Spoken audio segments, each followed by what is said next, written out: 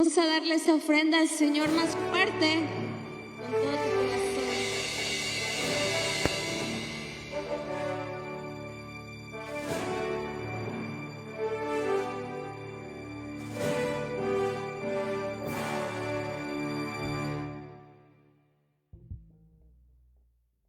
Aleluya. Dios los bendiga a todos. Bienvenidos a la casa de Dios. Qué privilegio tan grande poder estar un día más en su casa y compartir la palabra de Dios. Así como estamos puestos en pie, le invito a que me acompañe en oración. Poderoso Jesús, te damos gracias. Toda la gloria, toda la honra es para ti, Señor, porque tú eres bueno, porque tú eres santo y porque para siempre es tu misericordia. Venimos ante ti, Señor, para darte todas las gracias por todo lo que has hecho en cada uno de nosotros. Y me pongo en tus manos, Señor, que seas tú hablando a través de mi vida, Señor, y que tu palabra sea lo único que se hable en este momento. Señor, unge mis labios con palabras de poder y autoridad, conforme a tus grandezas y maravillas, de manera que quien escuche tu palabra que envía esta transmisión pueda ser tocado por el poder de tu Espíritu Santo. En Cristo Jesús, amén. Pueden tomar su lugar.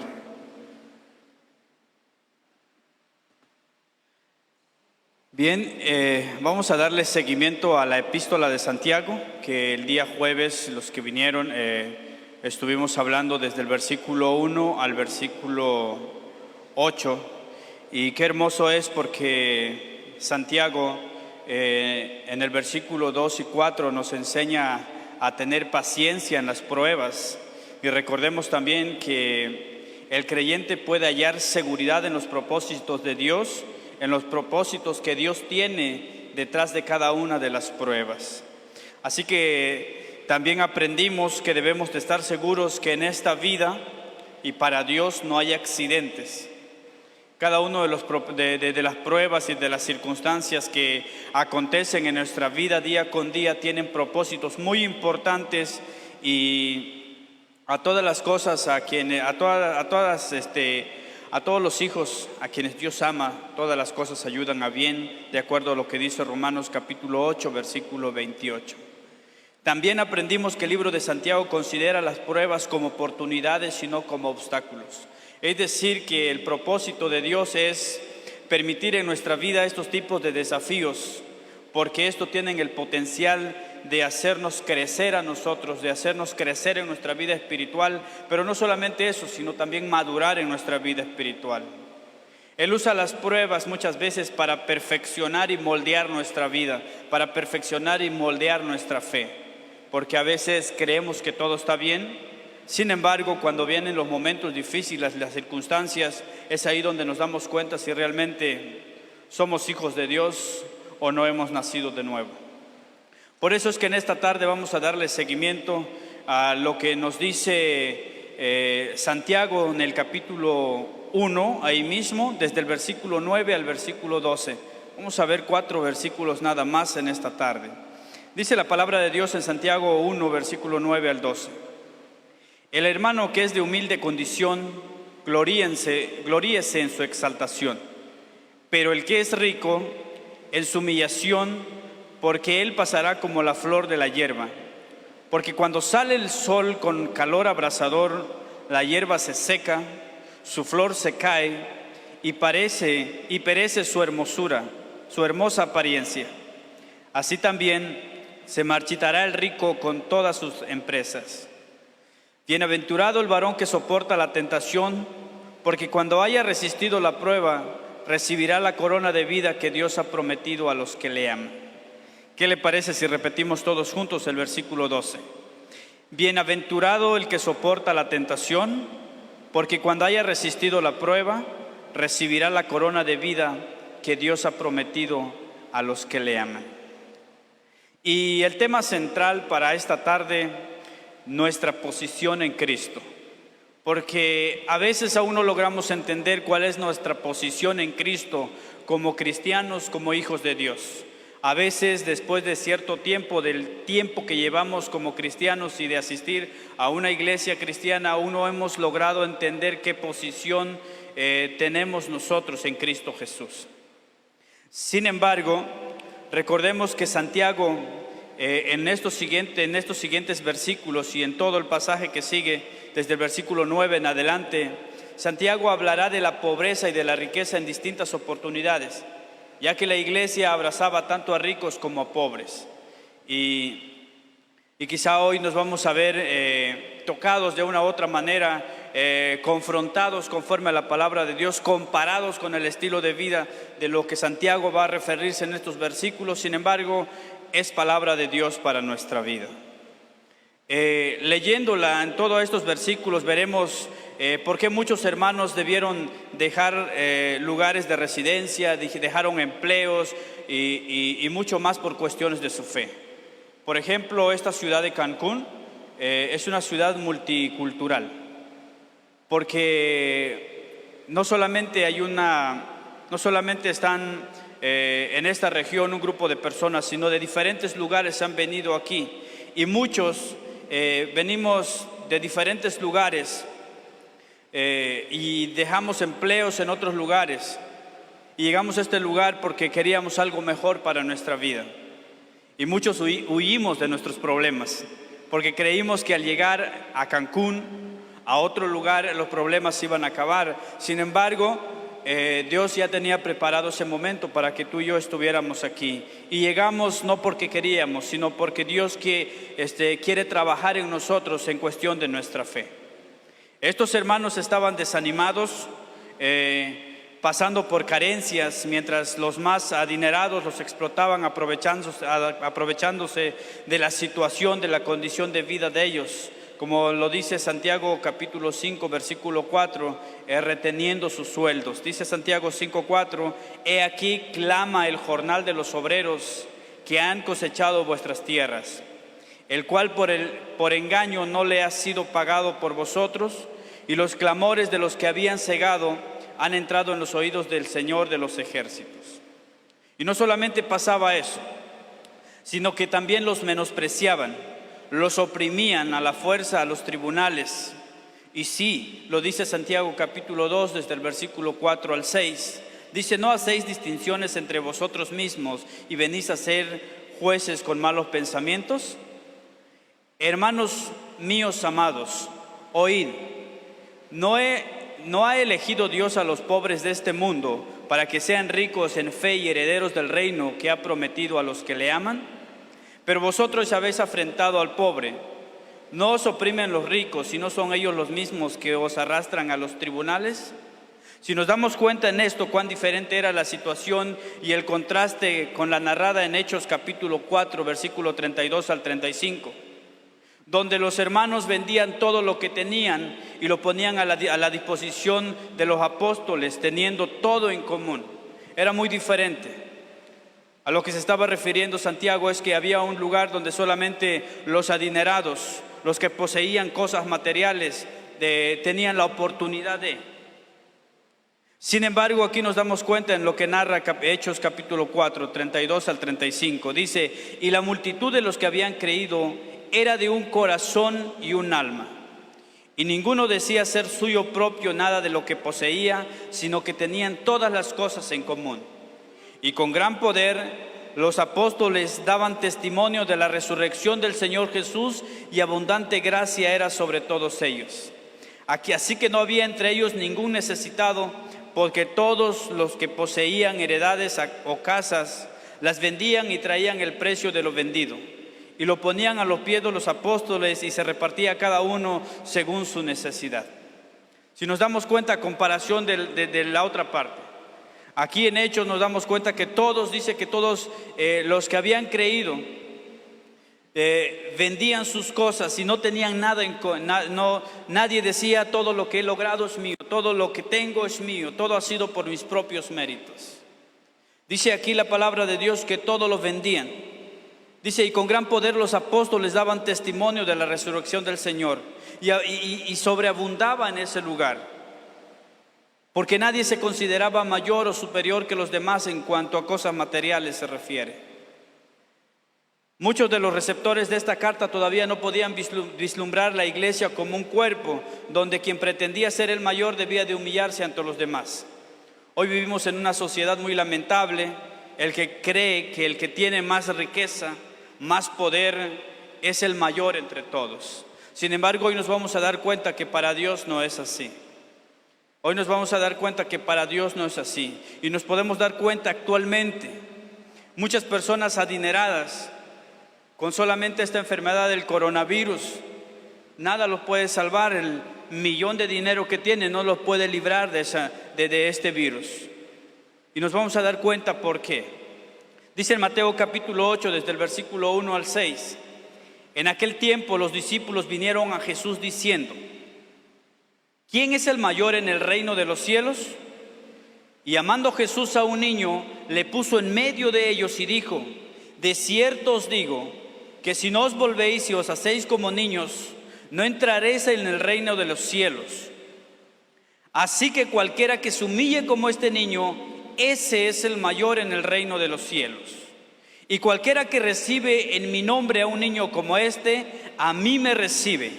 Y cualquiera que haga tropezar a alguno de estos pequeños que creen en mí, mejor le fuera que se le colgase al cuello una piedra de molino de asno y que se le hundiese en lo profundo del mar.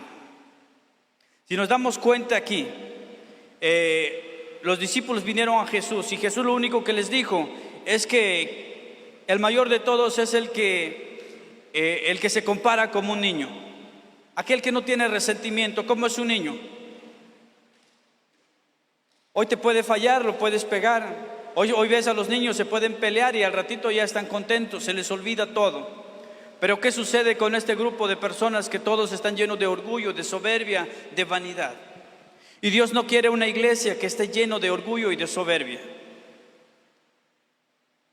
Dios no quiere una iglesia que esté lleno de eso. Por eso el Señor Jesús está haciendo ese comparativo y sus discípulos se acercaron y le dijeron: ¿quién es el mayor en el reino de los cielos? Porque aún no habían entendido. En ese tiempo aún no les había caído el 20, quién era el mayor en el reino de los cielos. Y Jesús hace ese comparativo como un niño.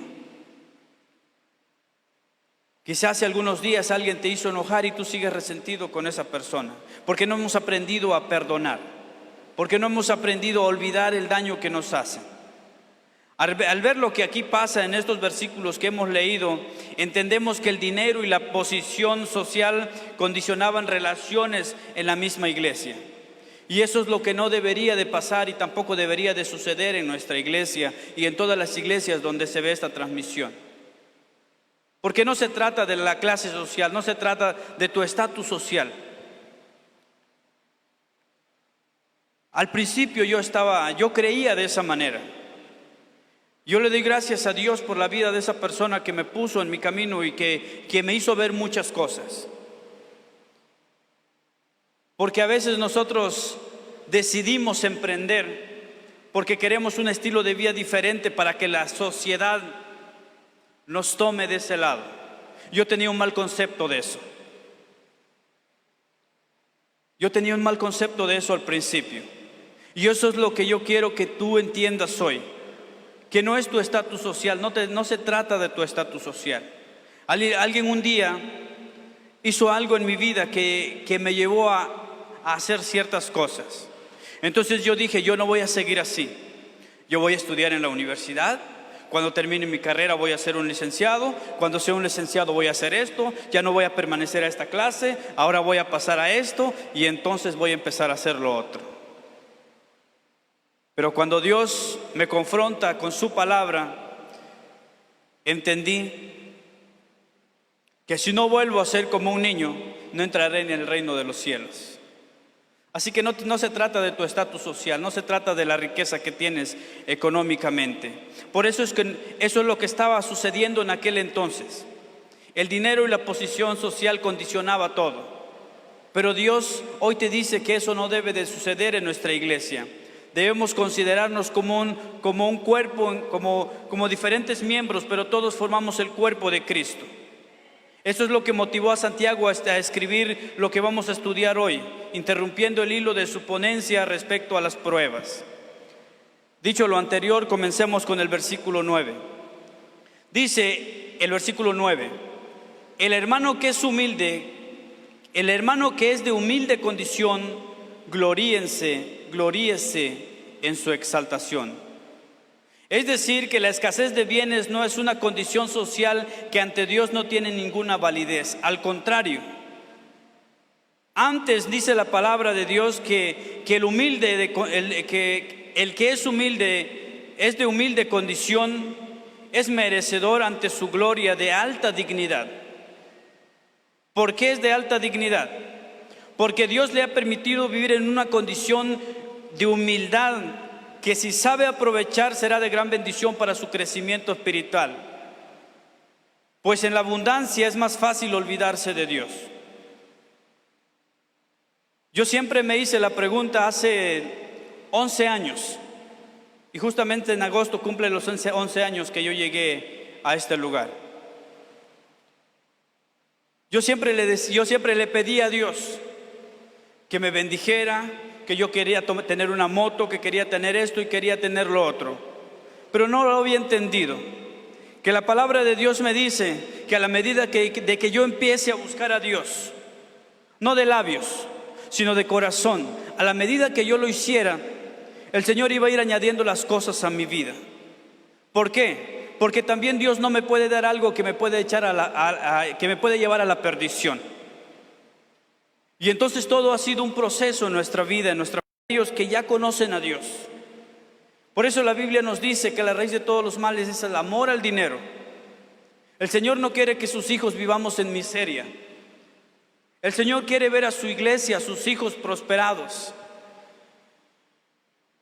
Sin embargo, Satanás también ha entrado a las iglesias, al corazón del cristiano, de manera que cada vez que el cristiano ha sido bendecido, se ha olvidado de Dios. Por eso es que el de humilde condición tiene alta dignidad delante de Dios, porque le permite vivir en una condición de humildad, de manera que si lo aprovecha, será de gran bendición. Su crecimiento espiritual va a ir paulatinamente. Y en la medida en que busca al Señor, el Señor va a ir añadiendo muchas cosas a su vida. No sé si le ha pasado solamente a mí. De repente estoy en mi habitación y aún no puedo creer lo que Dios ha hecho en mi vida. A veces estoy acostado en mi cama y recuerdo de dónde vengo y hacia dónde el Señor me ha traído. Y aún no puedo creer y le digo al Señor, no me merezco, aún no me merezco. Pero es tanto amor que el Padre nos ha dado tantas cosas. Por eso es que al rico le es más fácil olvidarse de Dios cuando tiene todas las cosas. Mas en la escasez, la presencia de Dios permanece. Su cuidado y protección se hacen evidentes en el diario vivir. Por ejemplo, a nosotros se nos ha enseñado como cristianos serle fiel al Señor con nuestras aportaciones y nuestros diezmos. Es otro tema que no quiero tocar. De manera que ya estamos a la mitad del año y la gente ya está pensando en su fondo de ahorro que le van a dar en diciembre. La gente ya está pensando en su aguinaldo, en qué lo va a gastar, y se empieza a endeudar antes de que llegue esa fecha. Y se le olvida que lo primero que tiene que hacer es sacar lo que le pertenece a Dios. Es primero lo que le pertenece a Dios. Colosenses capítulo 3, versículo 1 al 4 nos enseña claramente que en la escasez la presencia de Dios permanece. Su cuidado y protección se hacen evidentes. También nos enseña claramente que nuestra mirada debe de estar enfocado en todo momento en las cosas de arriba y no en lo terrenal. Dice, sí, pues habéis resucitado con Cristo, buscad las cosas de arriba, donde está Cristo sentado a la diestra de Dios. Poned la mira en las cosas de arriba, no en las de la tierra, porque habéis muerto y vuestra vida está escondida con Cristo en Dios. Cuando Cristo vuestra vida se manifieste, entonces vosotros también seréis manifestados con Él en gloria. Santiago nos muestra algo importante aquí. Colosenses capítulo 3 en el versículo 1 al 4 nos da a entender algo muy claro. Que todo lo que vemos, todo lo que nuestros ojos perciben, todo lo que tenemos, lo que hemos logrado, es pasajero, es vanidad. Por eso el Señor nos pide poner nuestra mirada en las cosas de arriba. El Señor sabe lo que tú anhelas, el Señor sabe lo que necesitas. Sin embargo, el Señor en su misericordia nos pide a que aprendamos a buscar primeramente a Él, primeramente a Él. Hoy en día la gente está preocupada por la economía del país. Y no solo la gente que no conoce a Cristo, aún muchos cristianos están aferrados en la economía del país. Pero se les ha olvidado algo muy importante: la intimidad con el Señor. Hoy mucha gente que no conoce a Cristo en el mundo entero está tan agobiado, tan desesperado por el coronavirus. Y no solamente la gente que no conoce a Dios. Aún en medio de la iglesia, ¿no? En medio de la congregación, hay gente que tiene miedo. ¿Miedo a qué? ¿No el Señor dice que para mí el vivir es Cristo y el morir es ganancia? ¿Dónde está la iglesia cuando se le invita al ayuno y la oración? No, la iglesia se está volviendo al mundo y la Biblia nos enseña que el mundo tiene que volverse a nosotros. No es lo que la Biblia y el Señor nos enseña, que el mundo vea las buenas prácticas que nosotros hacemos, porque somos la sal de la tierra, somos la luz del mundo, y que el mundo pueda decir: me gusta lo que hace esta iglesia, quiero asistir a ese lugar. Y no que la iglesia diga: me gusta lo que está haciendo el mundo, prefiero hacer lo que el mundo hace. Los líderes, ¿qué estamos haciendo los líderes? Cada ministerio de esta iglesia y de las diferentes iglesias que nos están viendo esta transmisión, no te acomodes a la moda del mundo. Busca la santidad que Cristo te demanda. Yo no sé si le pasa a los que ministran o solamente a mí, pero a mí me da mucho temor subir a este púlpito, porque yo no quiero que el Señor vea este púlpito con hojarascas. Porque el Señor dice: ese pueblo de labios me honra, su corazón está lejos de mí. Ese pueblo aparenta que me ama. Porque ¿quién conoce el corazón del hombre? Solamente nuestro Señor Jesucristo. Y al Señor no podemos venir aparentando lo que no somos. Si traemos mugre, tenemos mugre en el corazón. ¿Y qué es lo que el Señor demanda? Santidad. Por eso dice aquí: poned la mirada en las cosas de arriba, no en las cosas terrenales. Porque cuando aprendemos a poner nuestra mirada en las cosas terrenales, entonces la gloria del Señor cada día será mayor. Y el Señor quiere enseñar a esta iglesia en cosas muy grandes, y estamos agradecidos, infinitamente agradecidos con Dios, porque a la medida en cómo hemos ido buscando a Dios, el Señor se ha manifestado. Y yo te invito a que no pares, que sigas así, buscando al Señor, poniendo tu mirada en las cosas de arriba y no en las de la tierra. Santiago les muestra una verdad que todos debemos de tener en cuenta: nuestra posición en Cristo, que es el tema de hoy. ¿Cuál es realmente nuestra posición en Cristo? Veamos lo que dice Romanos capítulo 8, versículo 17. Ahí vamos a encontrar nuestra posición en Cristo. Dice: y si hijos, también herederos, herederos de Dios y coherederos con Cristo, si es que padecemos juntamente con Él, para que juntamente con Él seamos glorificados. ¿Cuál es nuestra posición en Cristo? Que tú y yo somos coherederos con Cristo. Romanos capítulo 8, versículo 16. El Espíritu mismo da testimonio a nuestro espíritu. ¿Qué dice? De que somos. ¿Qué dice? De que somos hijos de Dios.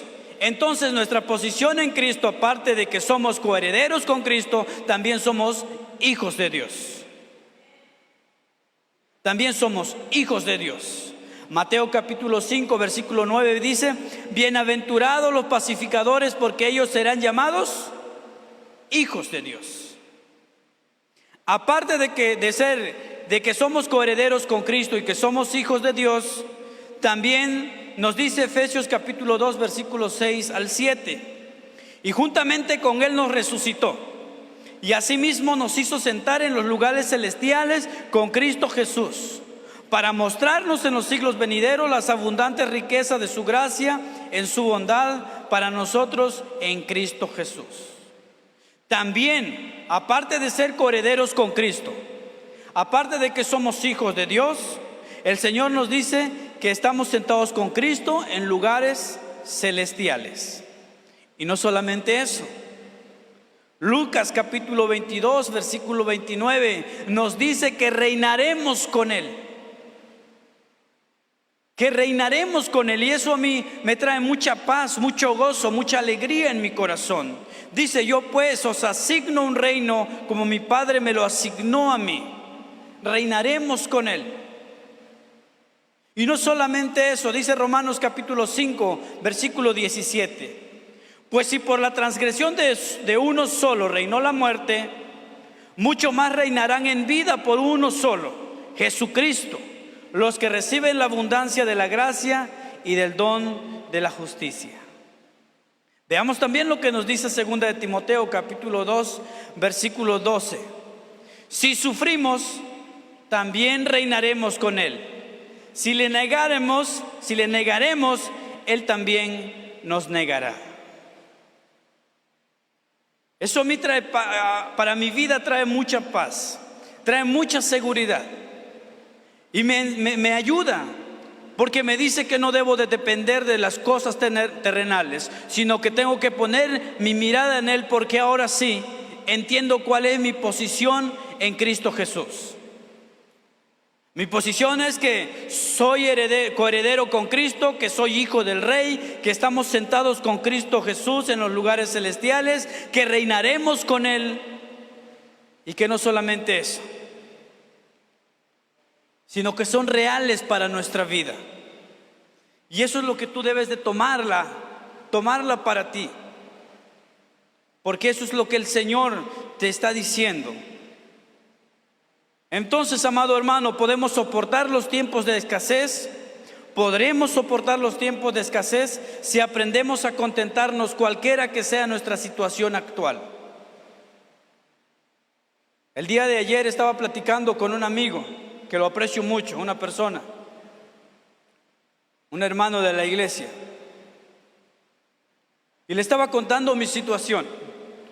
Y yo le decía a esta persona que se puede soportar en los tiempos de escasez cuando aprendemos cualquiera que sea nuestra situación actual. Porque a veces decimos: ya no soporto esta prueba que estoy pasando, ya no soporto más mi economía, ya no soporto la relación que estoy viviendo en mi matrimonio, ya no soporto la conducta de mis hijos. Pero ¿sabes qué sucede? Es que cada vez que tú dices eso, hay una persona, o hay una familia, o hay un matrimonio que se la está viendo más difícil que tú. Hoy tú puedes estar padeciendo una enfermedad, pero quizá solamente has padecido una semana o 15 días. Hay personas que se han llevado todos los 7 meses que llevamos de este año y aún siguen clamando por su sanidad. Quizá tú te quedaste sin trabajo en esta cuarentena, pero hay personas que desde el año pasado se quedaron sin trabajo y le han estado clamando a Dios por un trabajo. Por eso es que quiero que entiendas que cuando tú pienses en alguno de estas cosas que he dicho, hay personas que se las están viendo peor. Se les están viendo peor, pero estas personas son los que más tiempo de intimidad tienen con el Señor, porque no han aprendido a depender de las cosas terrenales. Han aprendido a depender de nuestro Dios, de nuestro Padre Celestial, que Él sabe lo que necesitamos y nos la da a su tiempo. Nos la da a su tiempo. El apóstol Pablo decía en Filipenses capítulo 4, versículo 12: sé vivir humildemente y sé tener abundancia. En todo y por todo estoy enseñado, así para estar saciado como para tener hambre, así para tener abundancia como para padecer. En tu vida espiritual el Señor te dice: ninguna de las cosas que tienes te pertenece, todo es mío. Y como no quieres aplicarte, pues te la arrebato. ¿Cuál va a ser tu reacción? Es mejor ir creciendo peldaño, subiendo peldaño por peldaño, como dice, sé vivir humildemente y sé tener en abundancia. Los que venimos desde abajo sabemos qué es vivir humildemente, pero también hemos aprendido a vivir en abundancia cuando hay abundancia. Y dice: y sé tener en abundancia en todo y por todo estoy enseñado, así para estar saciado como para tener hambre, así para tener abundancia como para padecer necesidad. La iglesia está pasando por una situación, por una necesidad. Y seguramente el Señor ha puesto ese sentir en tu corazón. Y el Señor te ha enseñado y te ha hecho ver. Te ha dado el discernimiento para ver esa necesidad. Pero tú has dicho: no, esto no, porque yo también lo necesito. Quizá lo dije el jueves pasado: no lo hagas. Porque si el Señor te da el discernimiento y puedes ver y puedes sentir la necesidad de alguien más, no lo dudes. Y no esperes nada a cambio, porque el Señor es fiel. Porque el Señor es fiel en todo tiempo. Él sabe lo que necesitas y Él sabe en qué momento va a llegar.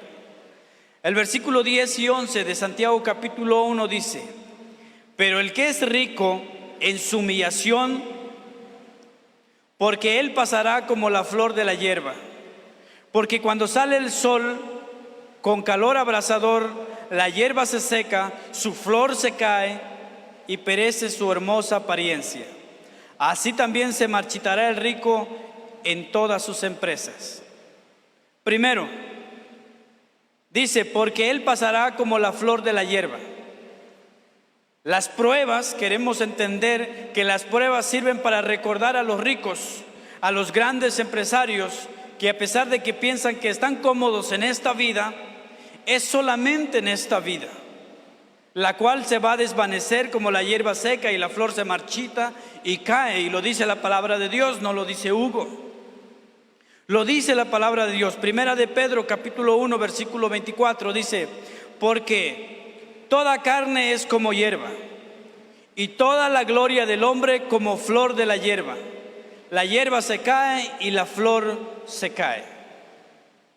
Dios quiere perfeccionar nuestra fe para que no seamos orgullosos. Porque lo vuelvo a repetir, a veces creemos que por el estatus social en el que estamos decimos: no, yo me siento mejor que el hermano de al lado. No, es que yo tengo más dinero que el hermano de al lado. Y el Señor no está buscando eso.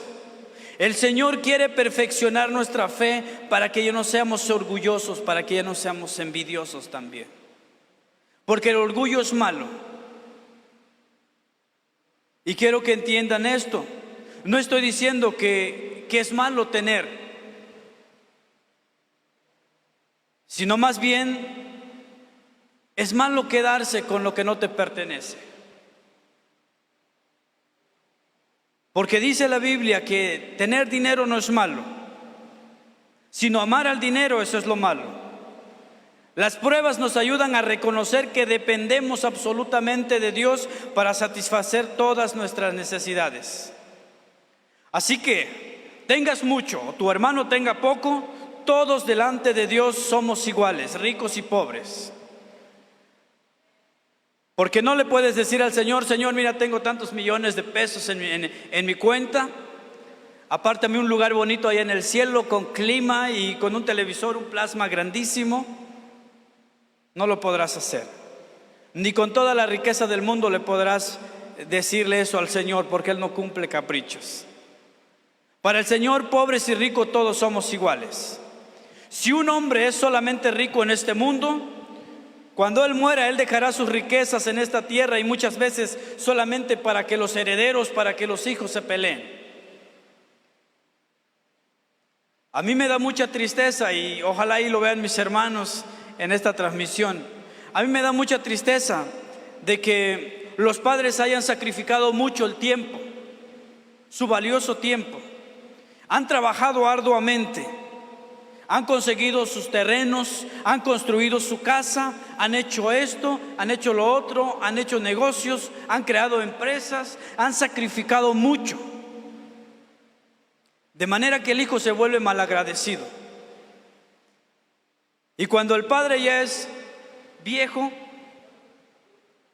antes de que fallece el padre, los hijos ya se están peleando a ver en qué nombre de quién quedó tal lugar, tal carro, tal terreno, tal edificio. Y cuando el padre muere empiezan los problemas. Por eso es que digo que Él dejará sus riquezas en esta tierra, y muchas veces solamente para que los herederos entren en contienda. Pero si un hombre es rico ante Dios, cuando Él muera, si un hombre es rico ante Dios, buscó a Dios, amó a Dios con su corazón, prefirió 1000 veces las cosas de arriba que las cosas de este mundo, cuando Él muera, irá a sus riquezas en el cielo, porque no se preocupó por los tesoros en la tierra, sino por los tesoros allá en el cielo. Y eso es lo que nosotros debemos de ser.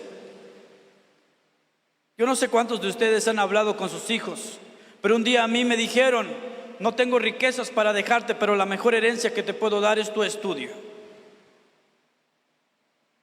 La mejor herencia que podemos dejarle a nuestros hijos como cristianos, aparte del estudio, lo más importante es el camino de Dios, y hablarles directo y al grano a nuestros hijos, que hay 2 caminos: el de vida y el de perdición, y explicarle claramente y detalladamente cuáles son las ventajas de cada uno.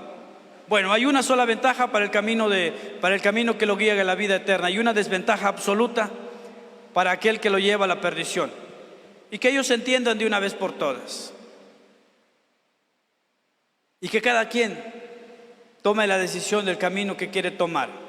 Pero nosotros debemos enseñarle a nuestros hijos que la mejor herencia que los podemos dejar es que amen a Dios con todo su corazón, con toda su fuerza y con toda su alma. Que busquen a Dios todos los días, y no solamente cuando las cosas van mal, sino cuando las cosas van bien. Que cada vez que pases una situación difícil y si quieras decir: ya no puedo más, aquí tiro la toalla, acuérdate que tienes una generación detrás de ti que te está observando. ¿Qué haces en cada round? Y eso es lo que tienes que aprender. El que es rico, cuando se encuentra en pruebas y dificultades, el dinero no lo puede librar. Y lo sabemos perfectamente, porque no es la primera vez que alguien lo dice desde el púlpito. Nuestro pastor Gamaliel lo ha dicho un sinfín de veces, porque la Biblia lo dice: que el rico, cuando se encuentra en pruebas y dificultades o enfermedades, el dinero no lo puede librar. Es por eso que él debe de humillarse y reconocer que necesita de Dios. ¿Cuándo vemos esto en una persona adinerada? Cuando pierde un familiar, la riqueza no produce consuelo. Cuando se pierde la salud, el dinero no alivia el dolor. ¿De qué le sirve a un millonario tener el coronavirus y estar acostado en su cama lleno de dinero? El dinero no le va a bajar la temperatura ni el dolor de cabeza. Cuando hay conflictos en el matrimonio, o se tiene un hijo que está en caminos de vicios, el dinero no puede traer la paz a esa familia. Hay muchos ricos que tienen tanto dinero que lo que no tienen es tiempo para la familia. Hay muchas personas que son tan adinerados, lo que no tienen es tiempo para convivir con su cónyuge. Ni los bienes materiales o la ausencia de ellos es algo de importancia. Lo importante es una relación de confianza con Dios. La felicidad y el contentamiento genuino dependen de las riquezas verdaderas, que son de la gracia de Dios y no de poseer riquezas terrenales. Esas son. Por ejemplo, Ante una quiebra de negocio, sobre todo cuando es humanamente irreparable, el rico incrédulo contempla su ruina. Pero cuando una persona de negocios, cristiano, pasa por un momento difícil, que pareciera que su empresa se va a la quiebra, él no considera ese momento como una ruina, sino él lo considera como un proceso en el que el Señor le va a enseñar, le va a pulir, le va a probar su fe, si realmente su confianza está en el de arriba o en su empresa. De manera que si su confianza está en el de arriba, Dios va a permitir pasar ese proceso y su negocio va a prosperar. Pero solamente cuando hay un enfoque en el camino de Dios. Por eso es que nosotros debemos de vivir pensando en todo tiempo y aplicando nuestra vida diaria, que todo el tiempo debemos de depender de Dios. Santiago les pide humildad, les dice que sus riquezas son momentáneas. Y eso lo hemos aprendido en muchas ocasiones, que las riquezas en este mundo son momentáneas, son temporales, que se esfuman, como dice la palabra de Dios, como la hierba delicada al salir el sol del desierto. La riqueza de los poderosos se asemejan a esta hierba en el sentido de su vulnerabilidad, porque hoy lo tienen y mañana se acabó. Entonces, ¿cómo depositar en ellas la confianza? Las riquezas terrenales no es el único lugar donde se compara al hombre. Su gloria y sus riquezas con la hierba del campo, la cual se echa a perder. Veamos a continuación los siguientes versículos que comparan lo anterior. Isaías capítulo 40, versículos 6 al 8. Dice la palabra de Dios: voz que decía, da voces, y yo respondí, ¿qué tengo que decir a voces? Que toda carne es hierba y toda su gloria como flor del campo. La hierba se seca y la flor se marchita, porque el viento de Jehová sopló en ella. Ciertamente como hierba es el pueblo. Sécase la hierba, marchítese la flor, mas la palabra de Dios permanece para siempre. En otra cita bíblica dice que cielos y tierras pasarán, mas la palabra de Dios permanecerá para siempre. Hoy el mundo entero está en una crisis, la palabra de Dios permanece, no hay cambio para la palabra de Dios. La economía puede cambiar, la palabra de Dios permanece intacta, es siempre fiel y para siempre seguirá. Salmos 90, versículos 5 y 6 dice: los arrebatas como con torrente de aguas, son como sueño, como la hierba que crece en la mañana florece y crece, a la tarde es cortada y se seca. Así compara Dios al hombre, así compara Dios al hombre su gloria y sus riquezas como la hierba del campo. Los ejemplos y enseñanzas de nuestro Señor Jesucristo nos dicen que si en algo debíamos de confiar o tenemos que confiar, es en nuestra posición en Cristo Jesús, aquellos que los mencioné anteriormente.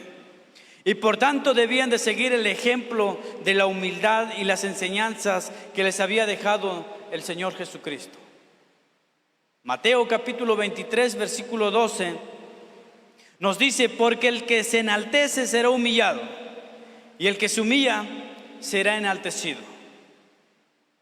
Está hablando de una humillación en el sentido espiritual, porque eso es lo que el Señor quiere, que su pueblo se humille delante de Él. ¿Qué es un pueblo? ¿Cómo es un pueblo que se humilla delante de Él? Un pueblo que se humilla delante de Dios es aquel que reconoce que Dios es el soberano, que Él es el poderoso, que Él es el que tiene el control de todas las cosas y que no hay nadie como Dios. ¿Qué es un pueblo enaltecido? Aquel que no quiere doblar ni siquiera sus rodillas para postrarse delante de Dios. Aquel que dice: todo lo que tengo lo he logrado por mis propios méritos. Aquel que dice no te puedo dar nada porque yo lo he sufrido. Eso es un pueblo enaltecido, pero la palabra de Dios dice que el que se enaltece será humillado y el que se humilla será enaltecido. Por eso es que hoy en día usted puede decir, pero si esa persona venía desde abajo y ahora mira cómo Dios lo ha sostenido, porque aprendió a humillarse delante de Dios, porque aprendió a humillarse y Dios lo enalteció. Lucas capítulo 14 versículo 11: porque cualquiera que se enaltece será humillado y el que se humilla será enaltecido. Lucas capítulo 18 versículo 14: os digo que éste descendió a su casa justificado antes que el otro, porque cualquiera que se enaltece será humillado y el que se humilla será enaltecido. ¿Cuál de los dos quiere ser? ¿Cuál de los dos quiere ser? ¿El que se humilla para ser enaltecido o el que se enaltece para ser humillado? ¿Cuál de los dos quiere ser usted? Se lo dejo a su consideración, porque el Señor es claro en su palabra. El Señor es claro, dice que el que se enaltece será humillado y el que se humilla será enaltecido. Le sugiero que busque el segundo. Humíllese delante de Dios para que sea enaltecido, porque el orgullo en el corazón es malo. Y no solamente es malo delante de Dios, sino es malo para su salud. En pocas palabras, deberíamos de humillarnos y no oponernos y no resistir ante la presencia de Dios. Porque si el Señor hoy te está diciendo que tienes que humillarte delante de Él, no endurezcas tu corazón. Porque si tú estás viendo esta transmisión o viniste a la casa de Dios, no llegaste aquí porque alguien te invitó. Porque hace muchísimos años atrás, antes de que Dios formara el mundo, me gusta esto y siempre lo voy a repetir. Muchos años atrás, antes de que Dios formara el mundo, Él tomó su agenda y escribió en esa agenda y dijo: para tal fecha, para el 16 de julio del 2020, fulano de tal, a las 8 de la noche va a estar recibiendo esta palabra. Así que no hay casualidad. Antes de que Dios formara el mundo, en su agenda ya estaba escrito que hoy tú ibas a venir, que hoy tú ibas a escuchar esta transmisión. Y el Señor te dice que no endurezcas tu corazón, que no endurezcas tu corazón y que te humilles delante de Él. Santiago capítulo 5 versículo 1 dice: vamos ahora, ricos, llorad y aullad por las miserias que os vendrán. Sin embargo, esto nos da a entender que lo importante es buscar a Dios y no sentirse apoderado por las riquezas terrenales. Romanos capítulo 5 versículo 5 al 8 dice: y la esperanza no avergüenza, porque el amor de Dios ha sido derramado en nuestros corazones por el Espíritu Santo que nos fue dado. Porque Cristo, cuando aún éramos débiles, a su tiempo murió por los impíos. Ciertamente, apenas morirá alguno por un justo, con todo pudiera ser que alguno osara morir por el bueno. Mas Dios, me gusta mucho este versículo 8, mas Dios muestra su amor para con nosotros, en que siendo aún pecadores, Cristo murió por nosotros. En que aún siendo pecadores, Cristo murió por nosotros. Lo que debían responder los ricos y poderosos: ¿qué es lo más importante? Entender que la verdadera riqueza está en Cristo Jesús. Y voy a terminar con esto. Versículo 12. El versículo 12 nos habla acerca de una bendición muy grande para aquellos que soportan la tentación. Bienaventurado el varón que soporta la tentación, porque cuando haya resistido la prueba, recibirá la corona de vida que Dios ha prometido a los que le aman. Dios ha prometido una corona de vida a los que le aman. Santiago aquí nos hace recordar a Jesús cuando les hablaba a sus discípulos y sus seguidores en el Sermón del Monte, de acuerdo a lo que nos dice Mateo capítulo 5, desde el versículo 3 al 12, y Lucas capítulo 6, versículo 20 al 23, donde dice: bienaventurado el varón. Bienaventurado significa gozar de la plena felicidad que solo Dios nos puede dar. Pero también dice este versículo que soporta la tentación. Lo aprendimos en versículos anteriores, desde el 1 al 8, que la tentación es una de muchas pruebas las cuales enfrentamos todos los días. Mientras perseveramos a través de la tentación, somos probados como cristianos. Y no solamente somos probados, sino que también seremos recompensados mientras la obra de Dios en nosotros sea evidente a través de nuestra resistencia de cada una de las tentaciones que pasamos.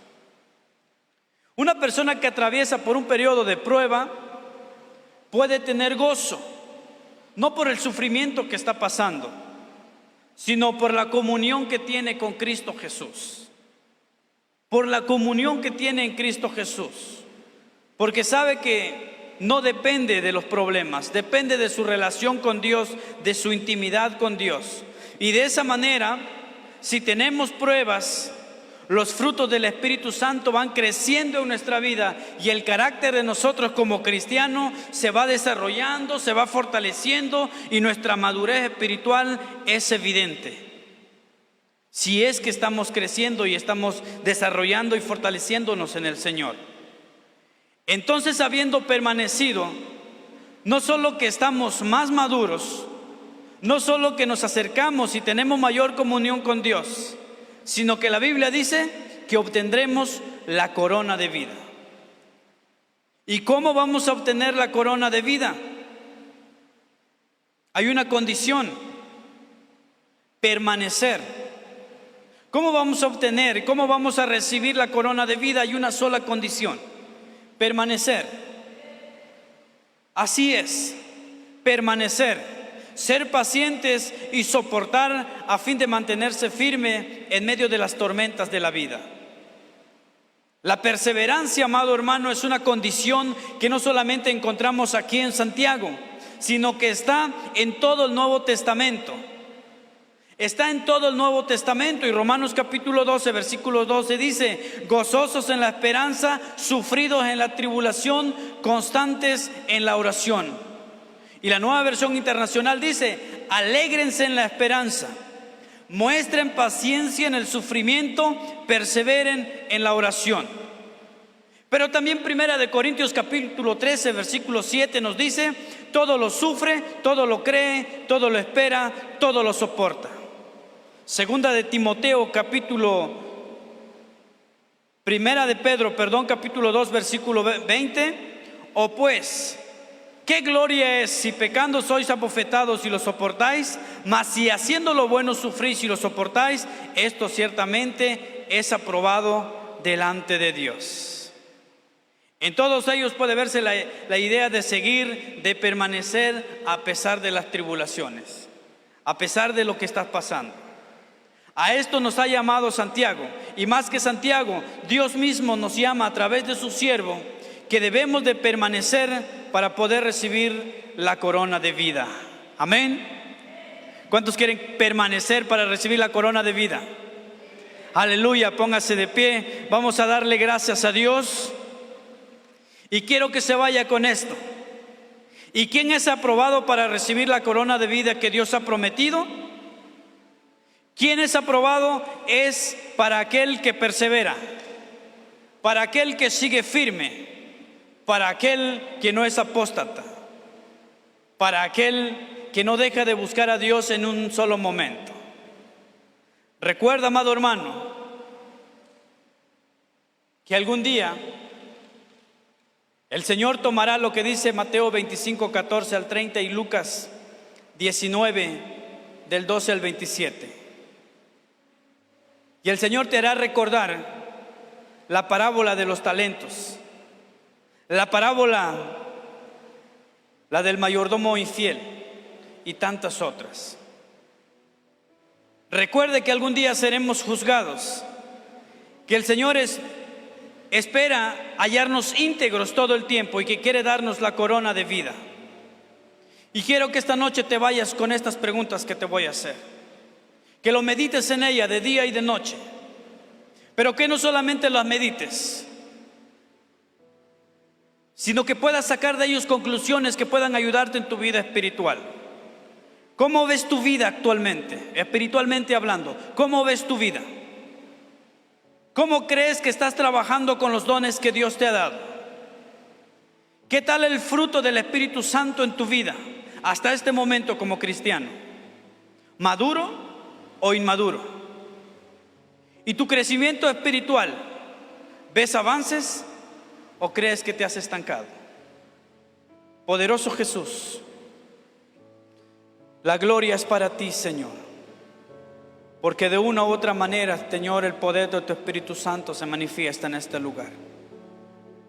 Tú que has hablado a tu iglesia, Señor, a tu pueblo y a todos los que ven esta transmisión, Dios, oro por cada uno, Señor, para que tu palabra haga rema en sus vidas y que puedan poner su mirada solamente en las cosas de arriba y no en las cosas terrenales, porque las cosas terrenales son pasajeras, Señor, y nada de lo que hay en esta tierra nos llevaremos algún día. Preferimos 1000 veces, Señor, hacer tesoros en el cielo, y esperaremos pacientemente, Señor, aunque las pruebas vengan una y otra vez a nuestra vida, aunque Satanás venga a zarandearnos, permaneceremos firmes, porque sabemos perfectamente que hemos confiado en ti, Señor.